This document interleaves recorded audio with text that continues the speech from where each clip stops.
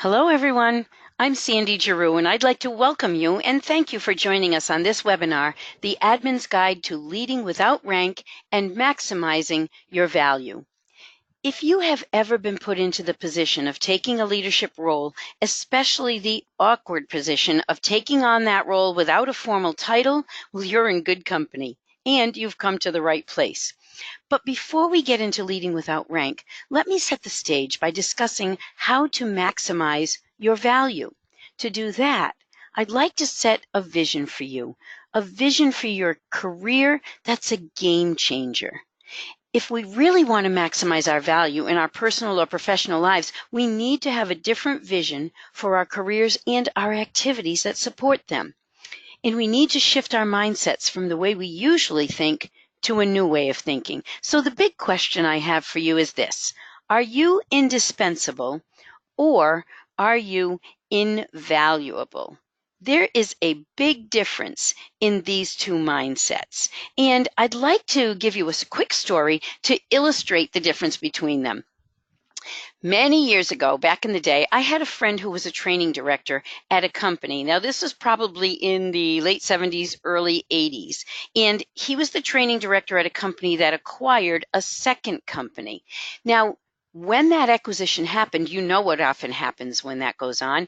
There are two people, one position. So a lot of people are going to have to be laid off. And the CEO had to prepare a deck to present to his board of directors to let them know who was going to stay and who was going to go. But back then, there was no PowerPoint. There was no LCD projector. No, the way that the CEO prepared his deck was to have his executive assistant prepare that for him by typing it out, doing whatever she could to make some graphics if there was anything like that.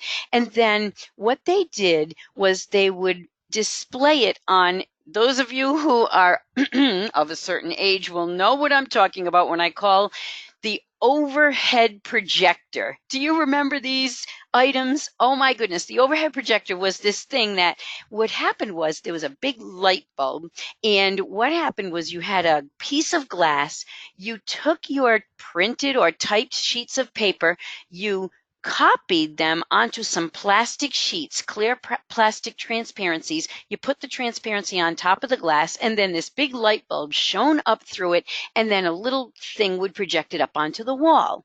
The overhead projector was a marvel of technology for its day, yes, and it stood there at the ready, waiting until you turned it on, only to blow a bulb out the second you tried to use it. And it took like 20 minutes to replace the bulb. But that was the technology of the day. Now, the executive assistant, though, would type up the deck and then bring the deck to the training director, because the training department was the only department that had the machine that could copy the paper slides onto the plastic transparencies. So she does the deck, brings it to the training director. He starts making the slides for her. And lo and behold, what does he see on one sheet? He sees his own name on the list of people to be cut. Yeah, talk about security, non-existent back then. Well, he has two choices at this point. He can either go to the CEO and say, oh my goodness, I've been with you for 18 years and how can you do this to me? I've helped you with a whole bunch of things. Or he could do what he did, which was to wait a day or two and figure out his game plan. And when he thought about it, he remembered that about a year prior, he had helped the president with a special project where not many people had the skills needed, not only to train people in this project, but he had such good knowledge of the skills needed and the training that he helped the president hire the two guys that were going to fill the positions for the project. And they were doing great, and he knew it. So he waited a day or two till he saw the CEO in the hall, and he says hello, a little bit of chit chat, and then boom, he drops the bomb and says, hey, how are those two guys working out for you? Well, He knows the answer to the question. You know, he's like a lawyer who never asks a question unless he already knows the answer to it. So the CEO says, "Oh my goodness, thank you so much. They're doing great. I really appreciate your help on that project last year." Uh-huh. What did he do?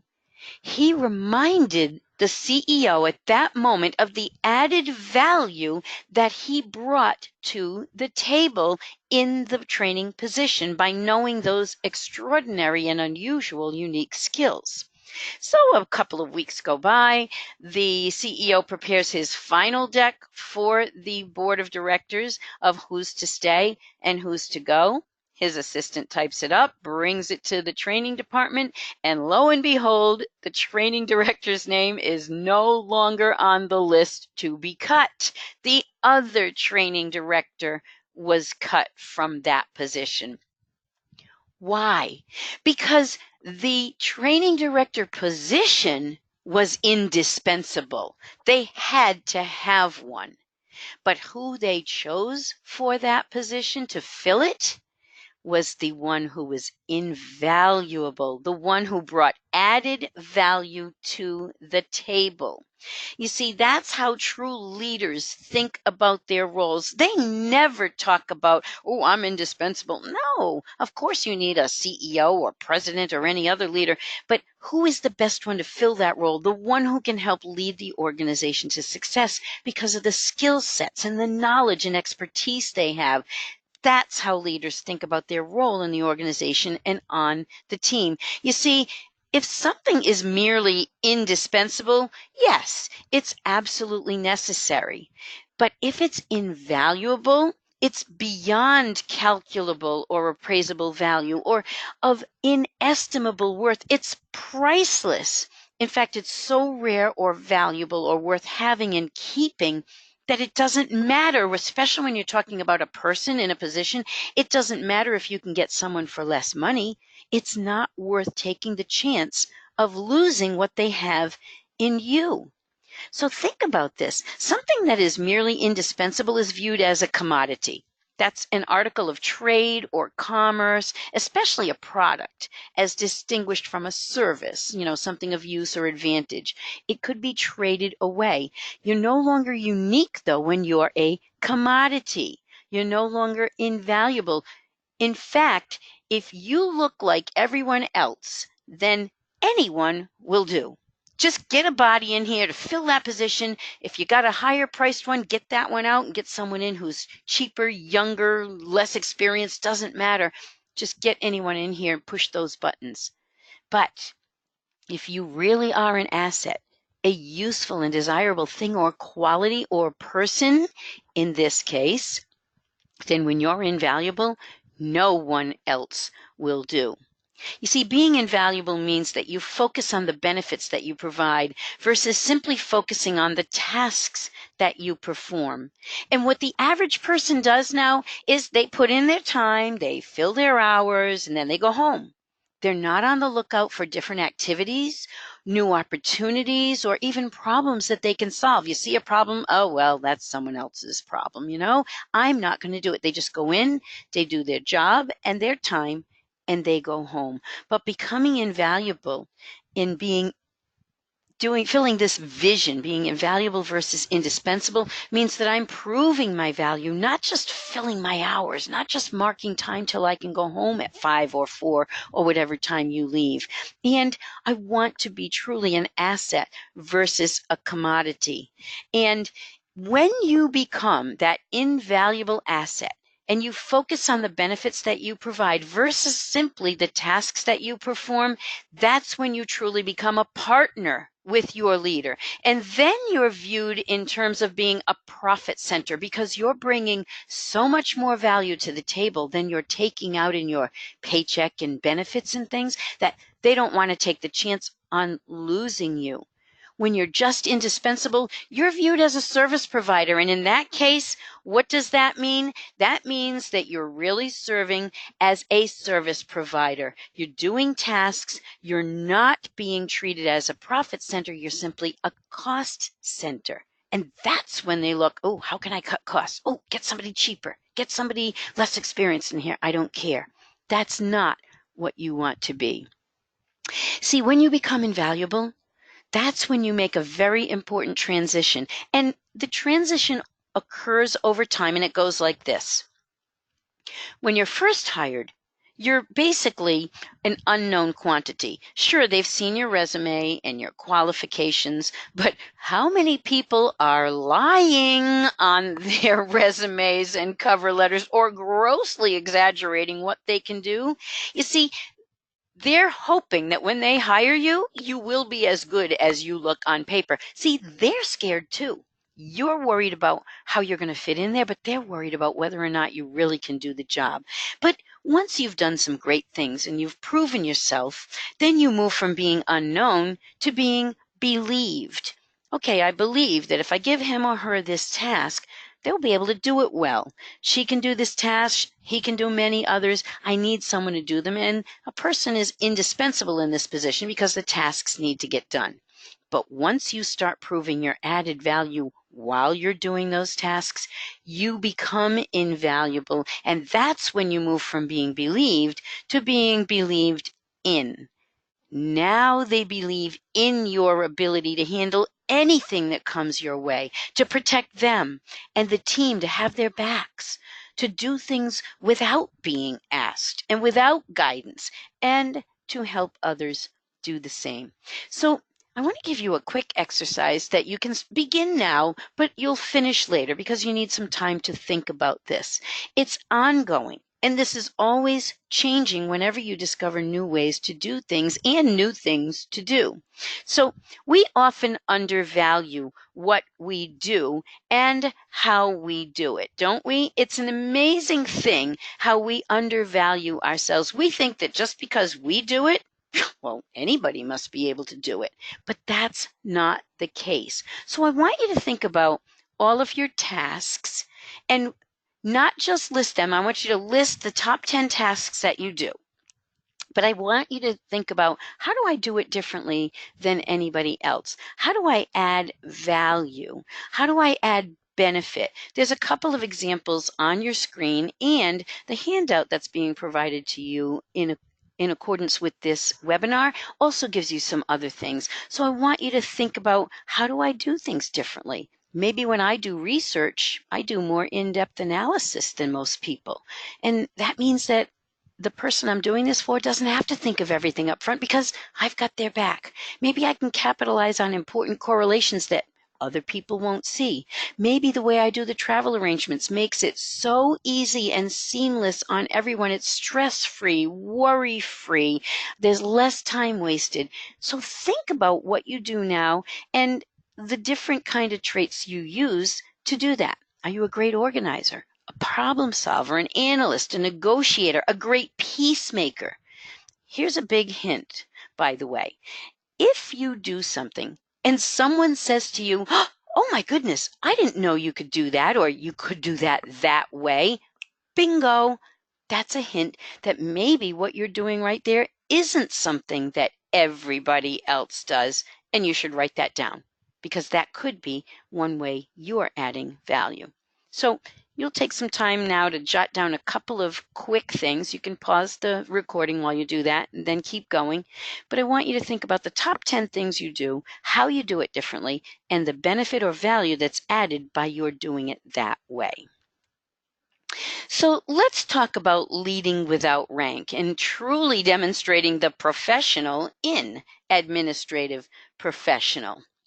Now, what we talk about when we add value as leaders is adding great benefit. But a big part of our jobs is accepting the fact that leadership comes with the job, but it's often unofficial and untitled, so we don't have the rank to go with the responsibilities. But it's not a problem, because I want to talk about authentic leadership. That's what real leadership, whether you have a title or not, is all about.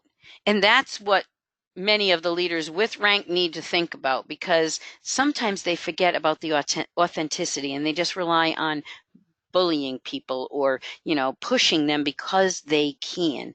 You need to get buy-in, and that's what we're talking about here. So there are 6 traits of an authentic leader.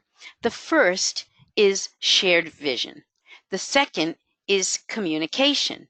The third is relationships. Fourth is community. Next is guidance. And then last is character. And we'll look at each of these in turn. So let's look first at shared vision. You've got to get people excited about where they're going and what they're helping you to do. And that means you have to have passion for whatever you're trying to get people to do. See, shared vision is the single most defining quality of an authentic leader, because that means they possess the ability to create and realize a vision that engages others in such a way that everyone involved raises each other to a higher level of motivation and morality, a higher sense of purpose that transcends the individual. That vision is elevating, enduring, and transforming, and everyone's sense of purpose is raised to a new level when an authentic leader shares their vision. So passion and commitment are crucial. I want to give you a quick little story, though, to show you what I mean about sharing your vision and why it is so important to help people get on board with what you're doing.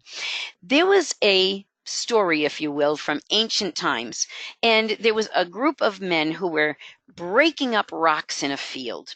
And a man was passing by and stopped the first man and said, "What are you doing?" And the man said, "Well, can't you see? We're breaking up rocks." And he went back to his job. So the man went a little further, came to the next man and said, "What are you doing?" And the second man said, "Can't you see? We're breaking up rocks." Okay, so he went on a little way further and came to a third man and said, "What are you doing?" But this man, instead of just saying, "We're breaking up rocks," said, "Can't you see? We're building a cathedral." Oh my goodness. How different does it make the task of breaking up rocks when you know that you're helping build a cathedral? See, now instead of just doing backbreaking work for who knows what reason, and when you get demotivated and you get exhausted and tired, why do you want to go on if all you're doing is breaking up rocks that don't matter? Now, but when you are helping build a cathedral, you push through the tiredness. You commit harder to the job. You want to do the best job you can because you know the grand vision. So, what is your vision? What vision do you want to set, and for whom do you want to set it? Do you want to set a vision for your leader and yourself, your partnership together to determine how you can work best together? Do you want to set a vision for the entire administrative team so that everyone in the organization raises their game and creates a true A team, the administrative team, that all works together at the highest level to provide service for everyone? So figure out what your vision is for your position, your partnership with your leader, and your entire administrative team. And who are you setting it for? How are you going to do that? Now, the next thing is communication.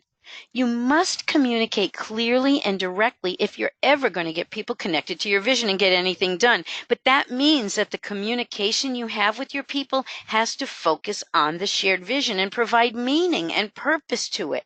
You're not going to elevate anyone's motivation if you don't clearly articulate what the vision is and how they're supposed to help you get there. What are you each supposed to do? How are you going to also make sure that you're showing them you're walking your talk? You're not just telling them what to do, but you're right there with them. It has to be demonstrated in everything you say and do. In other words, just talking about it and not doing it yourself will make people actually go the opposite way because it doesn't feel authentic or true. So it's imperative that you lead by example and consistently demonstrate through your own behavior what you expect of others. So how will I communicate that vision? What am I going to do? Who will I communicate it to? How often do I need to communicate it? What methods do I want to communicate it with? Is there email, voicemail? Maybe you're doing video. Maybe it's with one-on-one meetings. Maybe it's group lunch and learns. How do you communicate that vision? Next on the list is relationships. And authentic leaders and their followers are truly engaged with each other. They have great relationships with each other, and the authentic leader usually engages in a participatory decision-making style. Now, most things in the corporate environment need cheerleaders and leaders as well as champions, so you may need help from another department's members to accomplish your mission. And you usually can't do it alone. So start building relationships now because you might need them later. And by the way, they might need you too. They're mutual. Figure out who you want to help in that case because relationships are a two-way street. And don't start building relationships only when you need someone's help. You know, we've all been befriended by that person who has no use for us until they want something from us, right? Oh, yeah. A month ago, when I needed something, you wouldn't even give me the time of day, but now I'm your best bud. Well, right. Don't be that person. Begin building relationships now by meeting new people and finding out what they might need and occasionally offering help to them with no expectation of a favor in return. Do it in the spirit of giving, and it'll come back to you many times over when you need something. But this also means that in addition to our fun and buddy type relationships, we must also be very strategic about building other relationships. These are relationships where if we need to get something done, maybe that person has influence over a large segment of the population that you need buy-in from, or at least has access to that population so you can reach them and help your leader get his or her goals accomplished. So relationships expand our impact by helping us get the word out and helping us gain buy-in. Now, that's because that person has gained the trust of their followers, you've gained the trust of your followers, and everybody helps each other. So remember, build those relationships now and figure out what you want to do. Figure out what strategic relationships do I need to help me achieve my goals, or does my leader need to help him or her achieve their goals? Next is community. Now, community refers to the organizational culture and the shared values and beliefs that shape that culture. See, the authentic leader is very clear about his or her values. Who do you want to be? What do you want to be known for? And how do you demonstrate your values at all times so that that culture is continually being reinforced? So when you're leading a project, what do you allow or disallow to happen on your team? How do you handle what happens? Are people feeling good about serving with you? Do they feel safe serving on your teams, or are they fearful of being thrown under the bus at any moment, either by you or maybe someone else on that team? Figure out how the relationships are working so that people feel safe working on your teams. Now, you can build the culture through many means, maybe a symbolic thing like a banner or a logo that inspires the team and reminds them of the goal. It could be through rituals that you do, or it could be by focusing on your departmental mission statement. Now, all of our organizations most likely have an organizational mission, right? You know what it is, although very often, do you know what your organizational mission statement is? Do you connect with it? Do you really feel like you know how you're contributing to the organization, helping do that? See, sometimes what happens is our organizations become so big and so unwieldy that the mission statement might have been developed, 103 years ago, but we're okay, we're good. We don't have to relook at it and make sure it's still relevant nowadays. Sometimes they don't do that. Or sometimes the mission statement is so big and unwieldy, you can't even remember it. Never mind trying to help people accomplish it. So what happens though is that we can bring the person on the front line to the mission by developing departmental mission statements and helping them figure out how their specific job helps the entire organization as a whole to succeed. Sometimes they're just too disconnected. They don't know how that happens. In fact, I live in Orlando, Florida, and one time I went to Florida Hospital for an x-ray, and bam, right there on the door to the x-ray department was the x-ray department mission. I can't tell you how great it made me feel as a patient to know that the X-ray department people had a mission statement for how they were supposed to treat me. And they posted it. So patients could feel good. They could be reminded of what to do. It helped everyone feel really great about being in that department. So if you don't have departmental mission statements, maybe you can help develop one.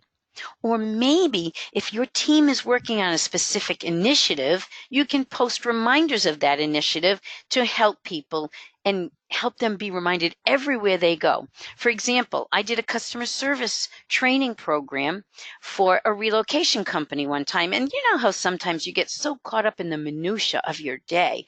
And this was happening at the relocation company too. They were so focused on, oh, when does the truck have to be there? When does it have to arrive? How many packers do we need? How many pounds of furniture are we moving?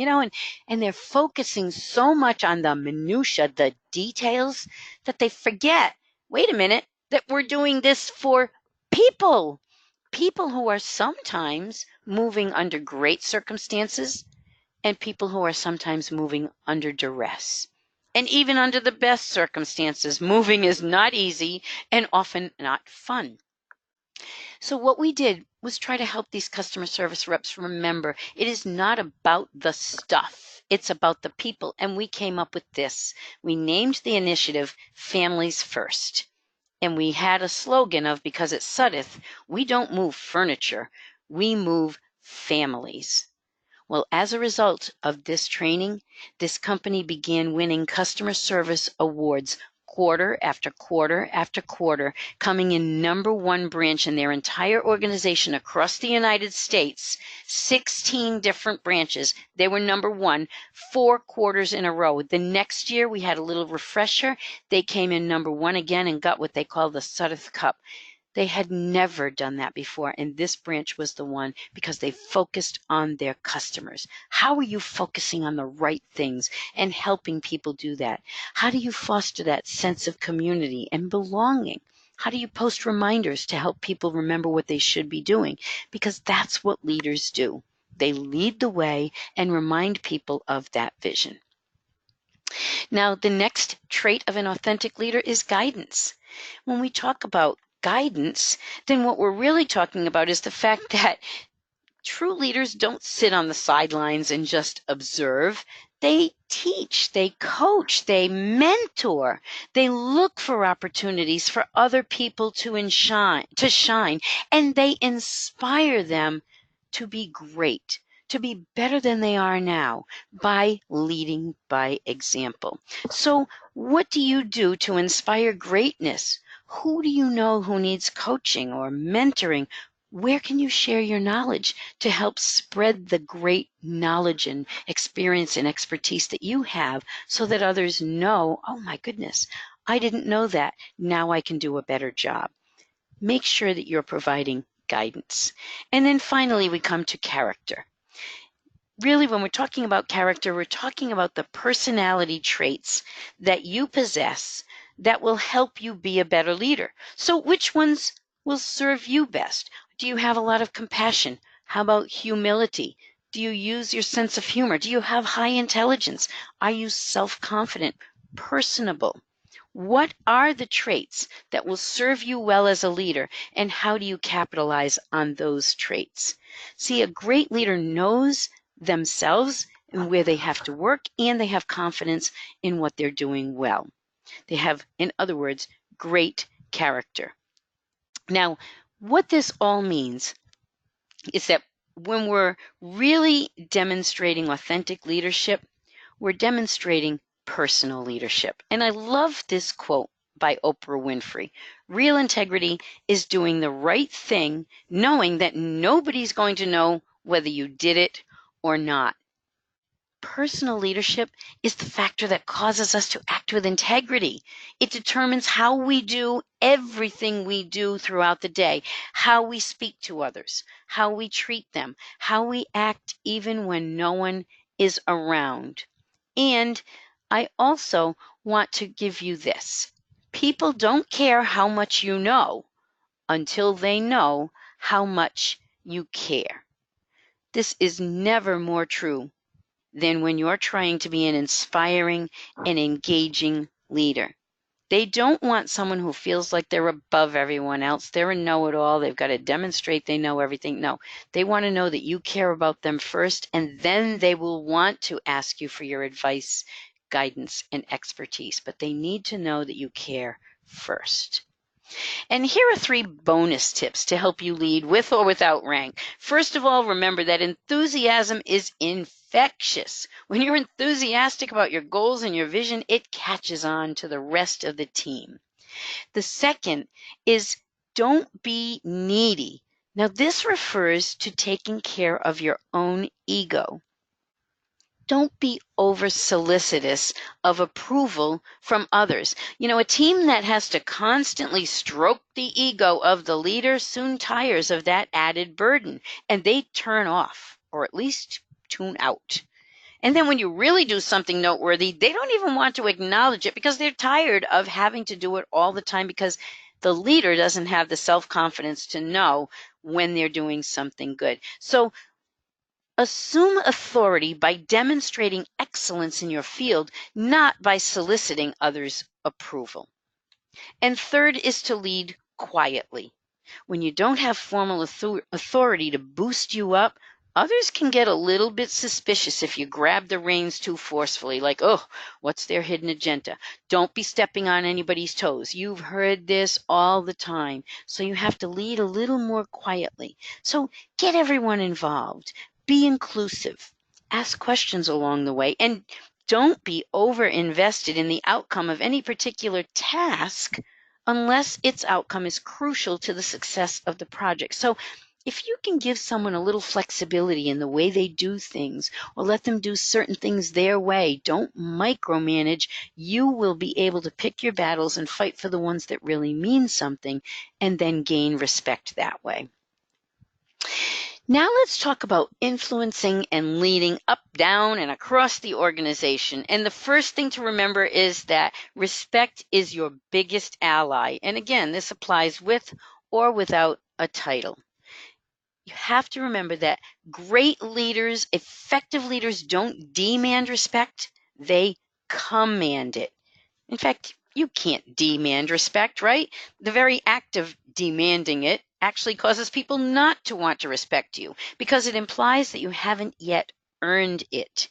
Now, some leaders believe everyone should respect them simply because of their position in the company, but true respect is earned, and that takes time. In fact, it's earned and re-earned every single day. So the thing I want you to think about when you're going about your day is if you asked anyone that you're working with, and especially those that you're leading, this question, how do I make you feel? What would they answer? Do I make you feel good about yourself? Do I make you feel proud to be on this team? Do I make you feel valued and respected? Or do I make you feel irrelevant, disrespected, or even sometimes downright stupid? How do I make you feel? Think about how they'd answer that, and that will help guide your actions with respect to how you treat them. And the whole thing comes down to what every single human being on the planet wants, and that is to be valued, respected, and listened to. That's what everyone on earth wants. So, how do you do that? Well, think about what causes you to respect or trust others. Now, often when I ask this question in my live programs, I'll get things like, well, the thing that causes me to respect other people is how they treat me or how they treat other people. Do they keep their promises? You know, they are very competent in their jobs. They know what they're doing. They ask opinions of other people and actually take them, you know, things like that.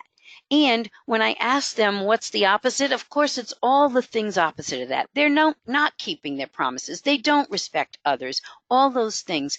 But I want to ask you, look at the pattern of the answers.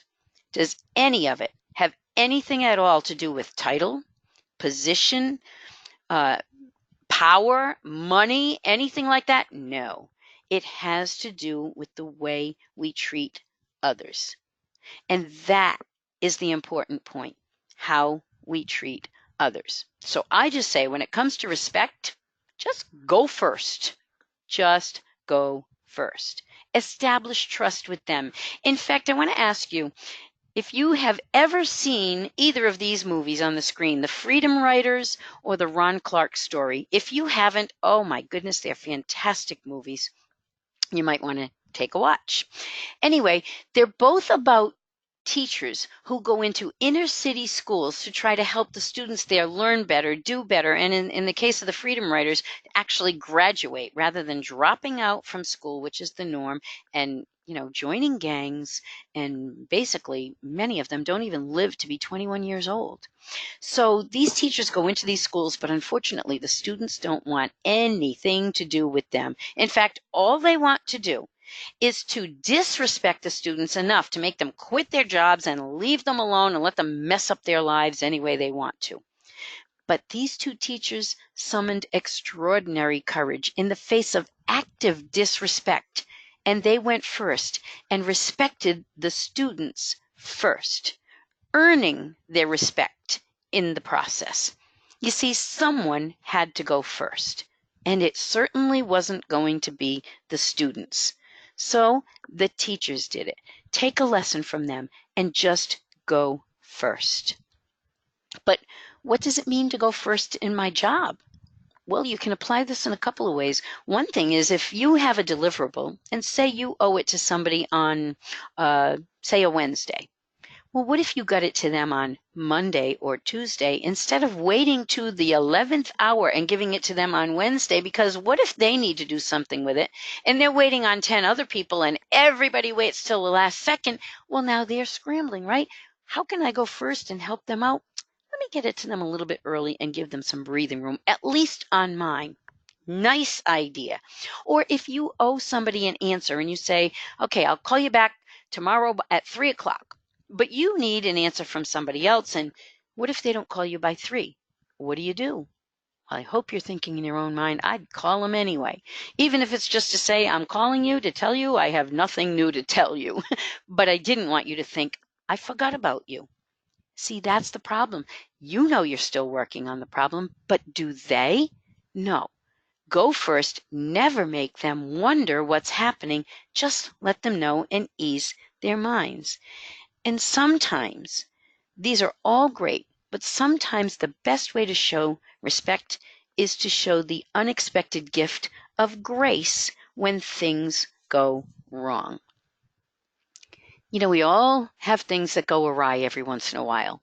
And usually when they do, we're beating ourselves up pretty darn good about it, aren't we?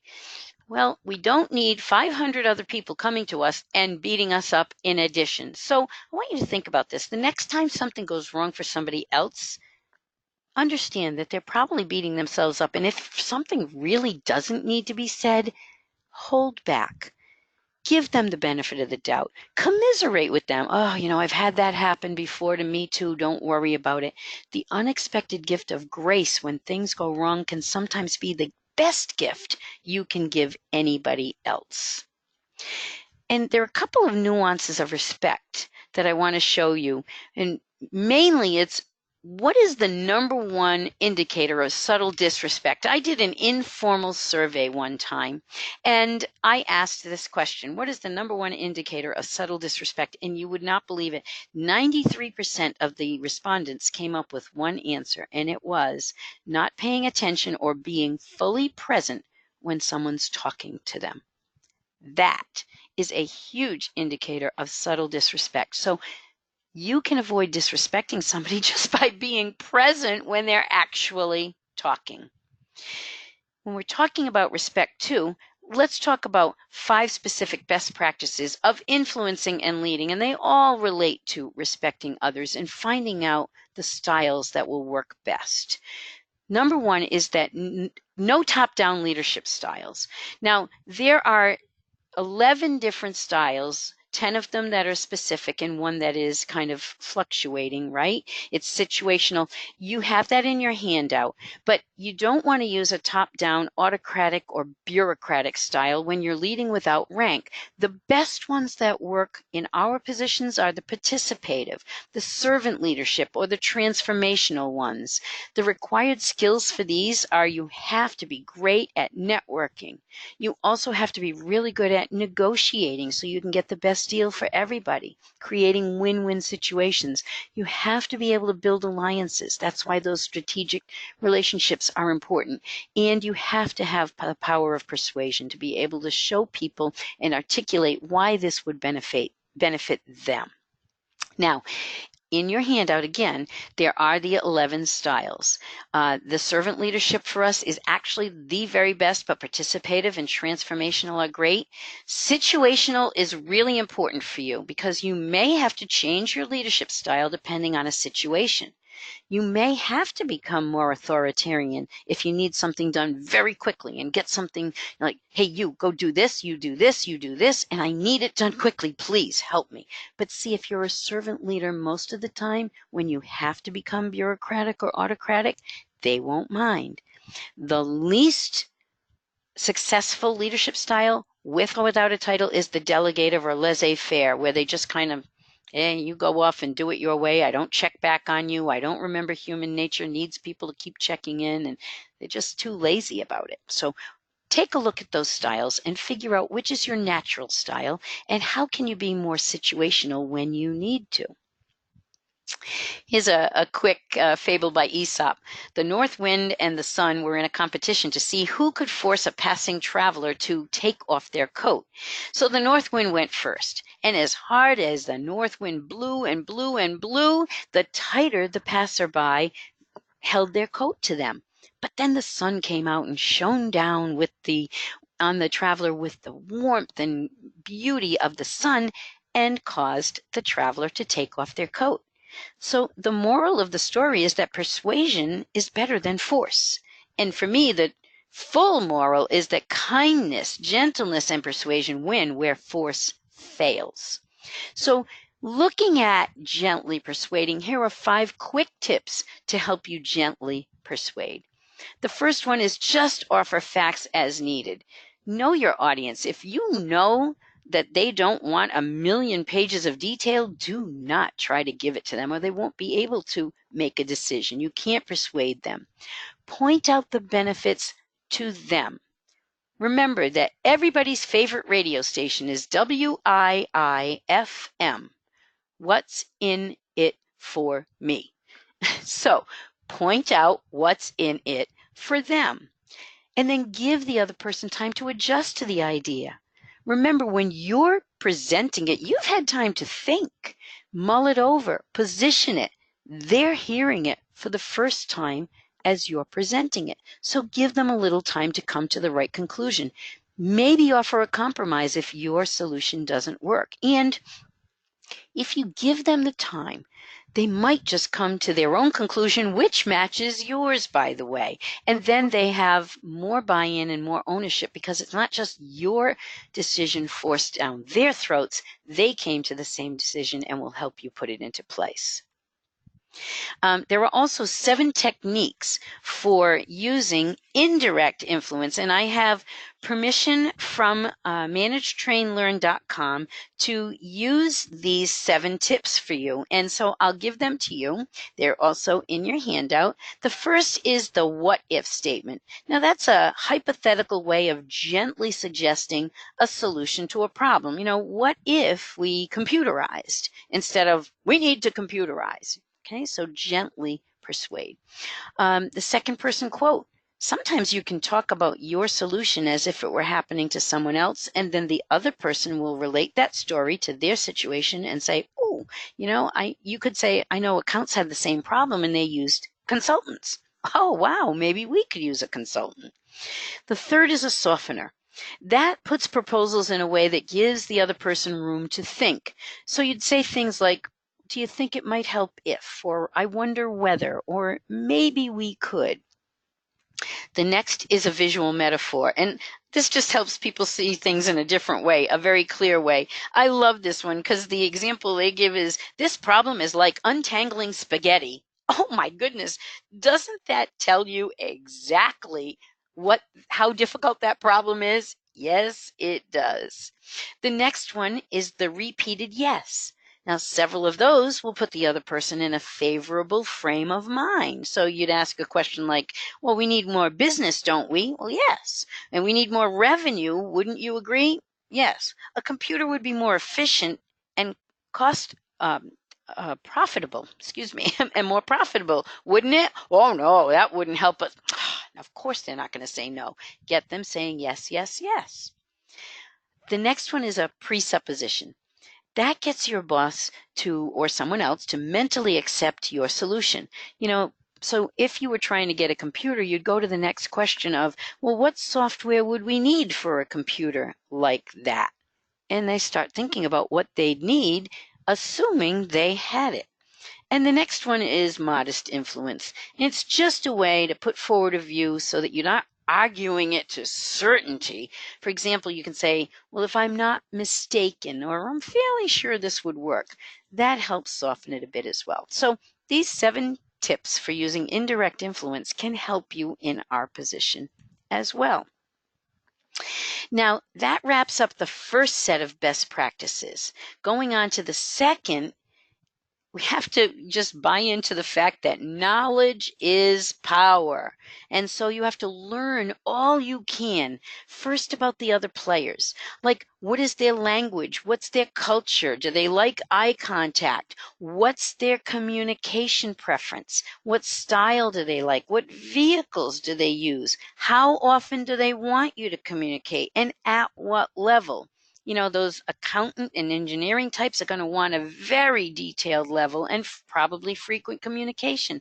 But the more creative types are just not going to want that much. So think about how you can communicate best with them.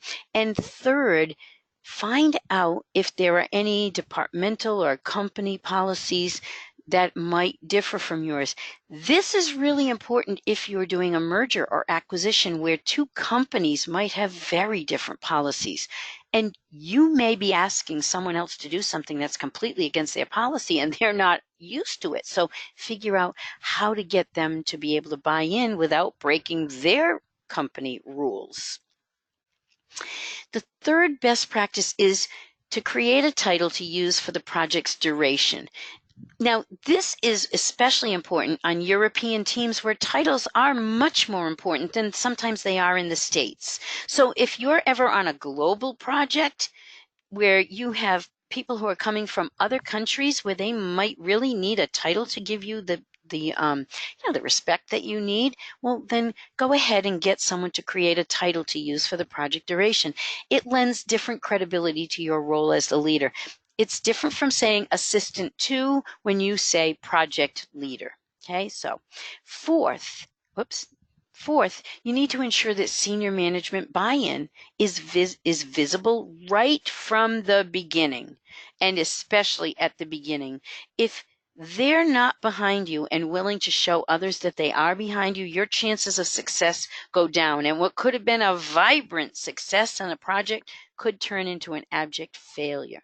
So you may have to persuade your leaders that the initiative is worthwhile, worth committing vital resources to and backing to accomplish, but then you need them to be persuaded to show everyone else that they're behind the project as well.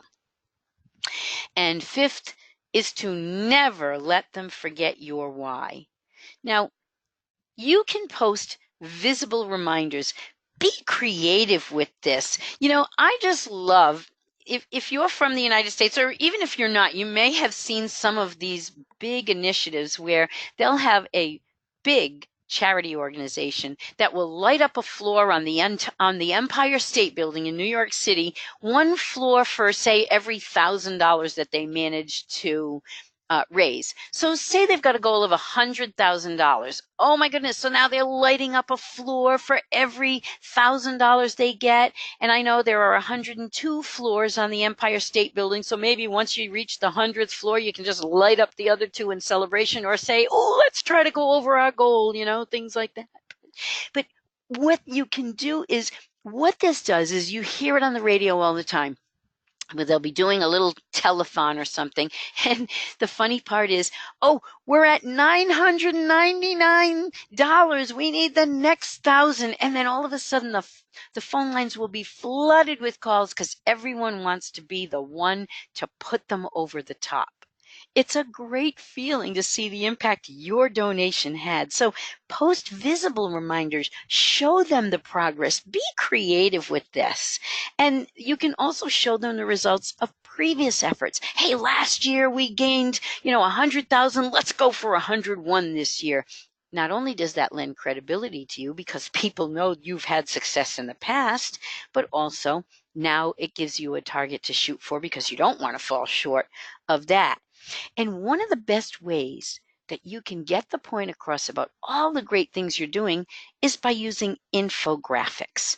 Now, I don't know if you know what this is. You may be using them already, but sometimes you can take an entire 5-page report and break it down to one page where there's information and graphics combined together so that you can, at a glance, see the results. For example, there could be an entire report on a hurricane and how residents were, some residents were affected and blah, blah, blah. But you can do an infographic and say 12,345 residents remain connected throughout the hurricane.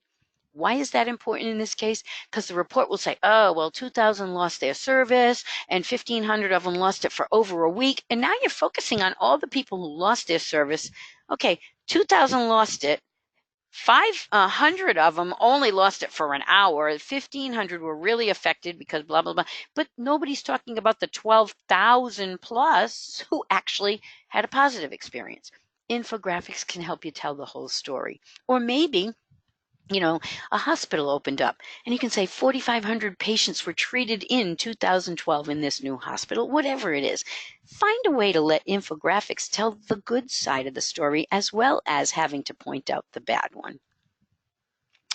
Also, remind everyone of your goals. When people are going on and on and on, especially with a long project, they sometimes forget the goals. So can you plan a field trip or something for them? There was an IT team that was global that was supporting a children's museum in the United States. And the team was having big problems. They had never met each other, so of course there's no connection to each other. They all spoke different languages. Yes, they had a common language, English, but that wasn't all of their first language. They were focusing again on the minutia and forgetting about the why. Why are we doing this? Who am I doing with? Who is my team? So what the leaders did brilliantly was to bring the entire team in from all around the world to the city where the Children's Museum was. They planned meetings. They got to know each other. They had dinners. They started putting faces with names. And then the most brilliant thing they did was to bring them to the Children's Museum and say, this is who you're doing this for. They watched the children interact with the exhibits and squeal with delight as they saw new and interesting things. And it made them all feel like, oh my goodness, they're right. This is why we're going through all this minutia on the technical side. We forgot about the children. So can you bring them in for a field trip? Or can you at least read thank you notes? I was on a children's charity board one time, and we helped this one child. She was a foster child, and the foster parents could not afford to get her braces. Now, her teeth were in such bad shape, she was embarrassed to smile. She stopped smiling. She stopped talking. Nobody could bring her out of her shell because she was so embarrassed about her smile. Well, we pulled strings and used every connection we had.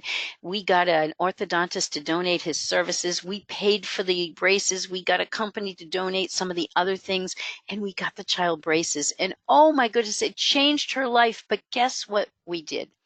The foster family and the foster parent association got the child to write a thank you note to our board telling us how much she appreciated the braces and what it did for her confidence.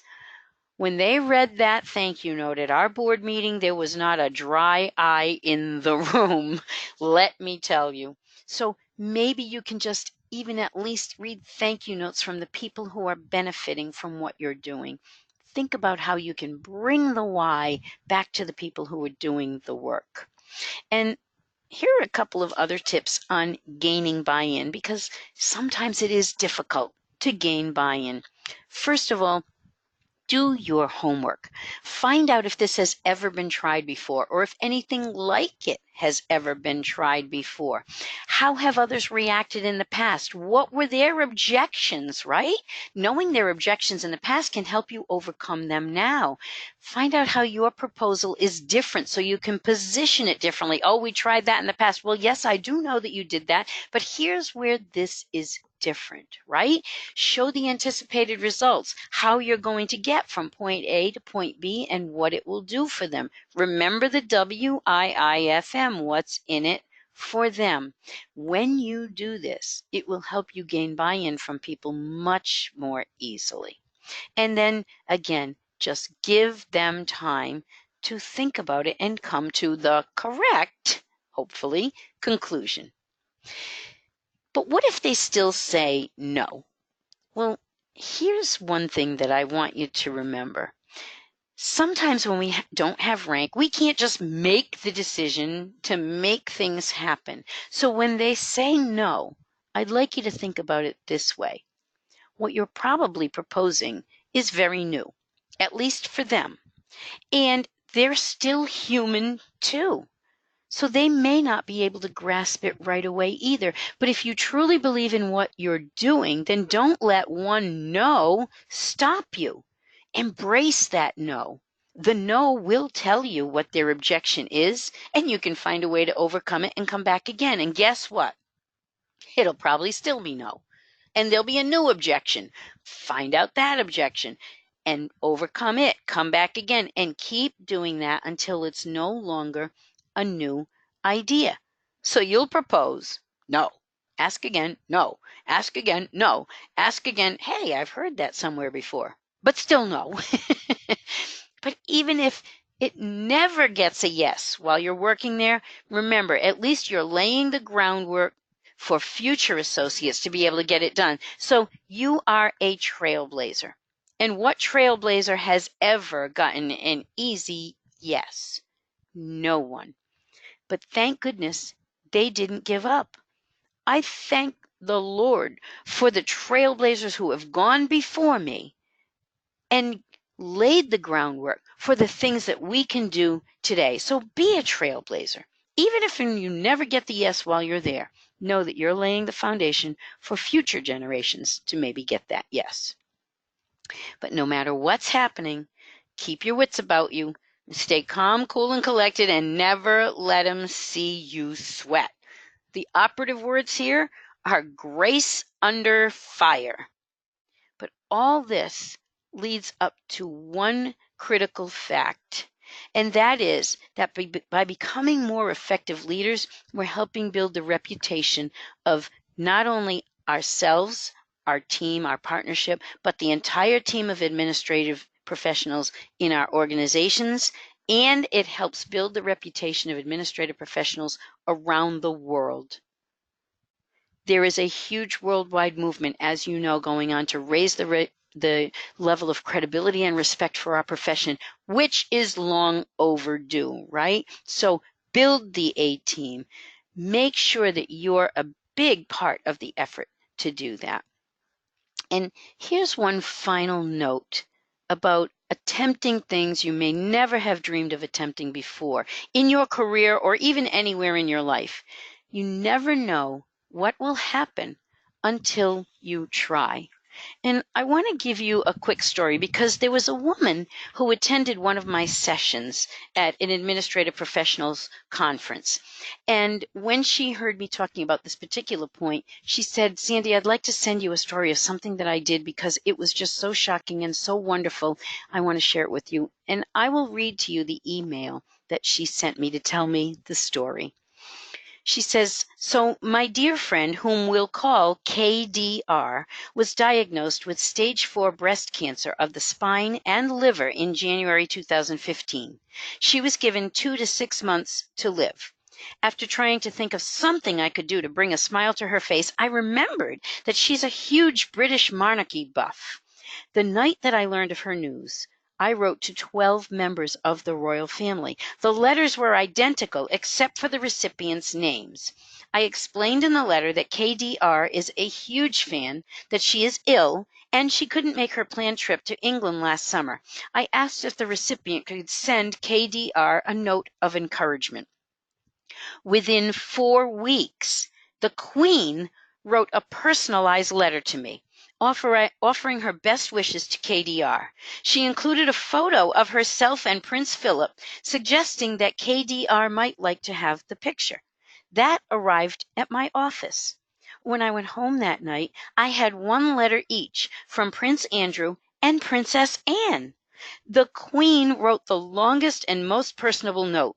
The Duke of York wrote a couple of paragraphs, and the Princess Royal noted that it's long royal tradition not to write to people they don't know because of the demand. When I delivered these 3 letters to KDR, our mutual friend recorded her reaction. It was priceless. She shed tears of astonishment as I handed her each letter one at a time. I also heard from William and Kate and George, Harry, Charles and Camilla, the Duke and Duchess of Wessex, the Duke and Duchess of Kent, and Princess Alexandra. KDR was thrilled to receive piles of letters and photos from the royal family. She and her family, as well as my colleagues and I, have had such a great time with them. Mostly, I'm thankful for the royal family obliging and taking the time to send KDR their best wishes. I don't know about you, but even if I had thought of that fantastic idea, I think what I probably would have thought at first was, ugh, they'll never respond, so why bother, right? Yes.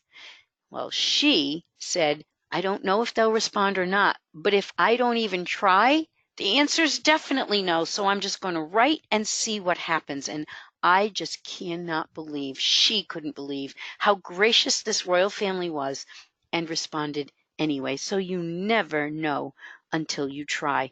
Don't shut down your options by giving yourself a no rather than giving other people the chance to say yes. Now, if you've ever been in any of my sessions, you know that I always give an action plan because I don't want you to learn things throughout the day today and then not do anything with it. So I want you to consider the first 3 steps that you can take and set an expected completion date within the next 7 days based on what you learned here today. And let me give you a quick reason why this is so powerful and a story called 3 Steps, No Fail. A friend of mine who is a singer and a speaker wanted to sell 100,000 of her CDs in Nashville, very competitive place for a country music singer, which she was. So she went to Nashville. She's trying to get things done, going nowhere fast, when she has dinner with her uncle one day. And he says, you've got to try 3 steps, no fail. You have to think of 3 steps you can do in the next 7 days at which you cannot possibly fail. Once you do those 3 steps, the next 3 steps will be revealed to you, and 3 steps at a time, at which you cannot possibly fail, you will achieve your goals. So she went back. Her first step was to buy a book on making it in the music industry. Can't fail at that. Her second step was to find out the prices for voice coaches in her area so she could get her voice conditioned. Can't fail at that. The third step was to order cable so she could get the Nashville network. can't fail at that. And guess what? 3 steps at a time, she sold 100,000 of her CDs in competitive Nashville in the next year. You can do whatever you set your mind to, 3 steps at a time, if you make an action plan and just start on your way. Now, if you've appreciated this, I love for you to stay in touch. I have a blog, WOWplace.com. You can visit my website. I offer programs for companies and organizations if you'd like to visit there and see the kind of programs I have. I'm on Facebook, Twitter, LinkedIn, you name it. I'm pretty much on it. So I'd love to get in touch and stay in touch with you that way. And as we close out the webinar today, what I'd like to do is have you remember this. You can do whatever you set your mind to. It may not be easy, but keep this quote in mind. There are always 2 choices, 2 paths to take. One is easy, and its only reward is that it's easy. Do we really want to do things because they're easy, or do we want to do things because they're worth it? I want to do things because they're worth it. Thank you again for joining us today. Let's celebrate our administrative roles and leadership and our impact by remembering that you have more power and influence than you think, and you can absolutely achieve your personal and professional dreams if you always remember to maximize and demonstrate your value and take the risk to become invaluable in your roles as administrative leaders. Have a great day.